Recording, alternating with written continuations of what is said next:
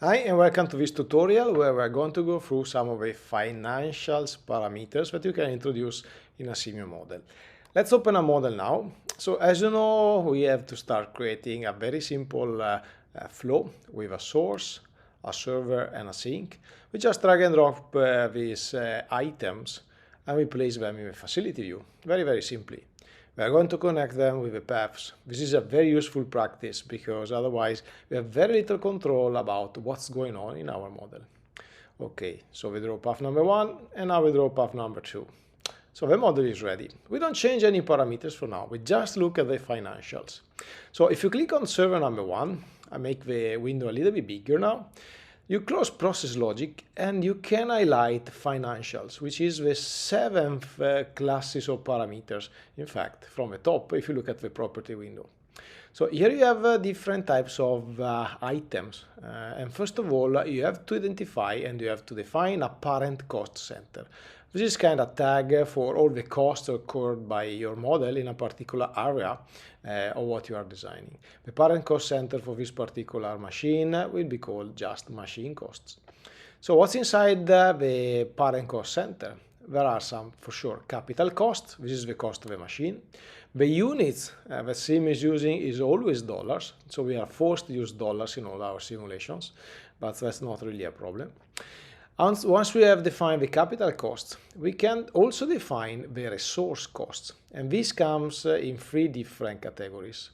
One is called usage cost rate, so this is the cost for using this particular server by the hour, by the week, or by the second. The other one is the cost occurred every time an entity is processed, and this is very much the cost per unit. And of course, when you define a cost with decimals, you have to use a dot and not a comma when you write things in SIMIO. And then there is the idle cost rate. This is the cost occurred by the machine every hour, even if the machine is doing nothing, just because you have some lights on, for instance. You can have costs in hours, minutes, or seconds. You decide the unit of measure that you want. You also have a cost related to the input buffer. So the input buffer is the buffer that lies on the left of a server. This can be defined both in terms of cost per use and holding cost rate. This is related to the time a particular entity is inside the server.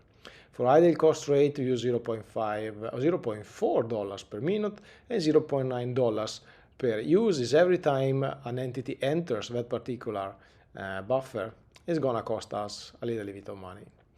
We eliminate all the warnings and now we can in fact do some calculations and visualize what are the results of these models in terms of cost. So in order to do so, we need to go under the animation ribbon and add a status label. Status label is used to monitor the model when we run it in real time. So what's the expression here? So we defined a cost center and we find in fact the cost center inside the navigator window of SIMIO. So we click on machine cost, and which is the cost center, and we run the model. And nothing really happens in fact. Why is that? We get just the name of the cost center without any value. We are expecting a number. So what's going wrong here? Well, we need to define this expression a little bit better. We go back to the navigation window, we select machine cost, we add a dot, and then we open up many different parameters that relates to the cost center, not last cost. So we have to click on dot and then select cost. Then we get, in fact, a number which is representative of the cost sustained by our system. So this is composed by the capital cost, all the cost related to when the machine is idle and when the machine is processing. But how do we get revenue? Well, SIMIO does not have a system like that for revenue. Revenue is to be calculated in a more creative way. We need to define something under the definitions ribbon. What is this something? We need to define a state. What is a state? A state is a parameter, a dimension that changes during the simulation. It's different from a property because the property is fixed. So when we are inside the state ribbon of the definition ribbon, we can define a new state could be a real one, it's just a real number, and we call it revenue. This revenue has a particular unit of measure, which is currency. By default, you get US dollar. And for now, revenue is 0. When we start the system, we imply that, the revenue that you have is just non-existent. When you go back to the facility view, clicking on the right place in the ribbon, we can define the state. We can link the state to our particular server. So when you click on a server, the 1, 2, 3, 4, 5, let me see where it is. Well, there. So you go up a little bit and you find state assignments. So the window related to state assignments is used in order to be able to set the value of a particular state. So let's suppose that every time an entity is processed by the server, you get some revenue, just because this is a customer paying for a ticket, for instance. So we use after processing. We open with the 3 dots the pop-up window related to the state assignment, and we select by searching for it. There are already quite a lot of states predefined. We search for the state revenue that we just defined. This is not super easy search.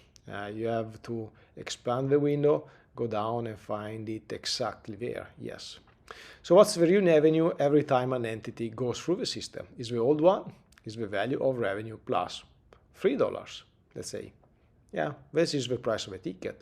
Will it be enough? Will not be enough? Well, let's see. So now we can add a status label. So we add another status label, and in this case we want to visualize revenue instead of cost. So we add a status label from the animation window, and then under the expression we select revenue. Then you click on dot. No, we don't need to click on dot in this case. When you have a state, you can just select the state and run it. No problem with that.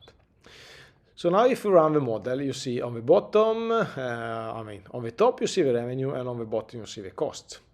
And how do we know if a system is making any profit? We can define, in fact, a new label. Or maybe we can use even a diagram which visualizes profit. First of all, I think it's a good practice to name what the labels that we put on screen. In order to do that, we go under drawing, we place a floating label, and we write cost. We could place a floor label, but the floor labels, on my experience, are very tricky to manage. So a floating label is much better. So the item that we have on the bottom is called cost, the item on the top is called revenue. And now we add under, for instance, the model, we add a new label that we name profit. We want to know the difference between revenue and cost, very simply. So I just copy and paste in this case, and I change the name to profit. And now I want to calculate this profit, and I want to visualize it not through a status label, but through a diagram, a two-dimensional diagram across a timeline. So here what I do is to place the diagram on screen and write a mathematical expression for profit. So one of the items which is important to keep in mind is that we have a machine cost, and before that we have revenue. So the expression for profit becomes revenue minus machine cost. When you do that, we run the model, and so let's see what is happening. So if you go down and we zoom in into this particular diagram, we can check what the parameters are and so on and so on. We run the model for a while, seems that nothing is happening, but in fact something is happening. A blue curve is slowly but steadily being drawn on this particular diagram. It's very, very small. And what is the reason for it? Well, the reason for it is because we are using a time frame of 1 hour. You see that on the top of the screen. We can change that in order to be able to visualize the changes and the line in a better way. So we change the time frame of the diagram to 1 minute in this way. This is under the appearance ribbon for the diagram once you select it. And now you see how things are progressing. Well, with this time frame, it seems like things are going pretty much straight. If you look at the numbers, in fact, probably not. We notice that we are slightly losing money. So what's the best possible way to visualize the outcome of this design? Is $3 per ticket enough or not? If you think an entire day in this simulation. So we can change the time of this plot from 1 second to 1 week. This is actually what we're going to do right now. So when we change the time of the time frame of the plot, and we set it to 1 week, we can fast forward the diagram and see what's the result. Let's do it. Under appearance, we change to 1 week, and under run, we do fast forward. In a matter of a few tenths of a second, we notice that this is not a great business idea.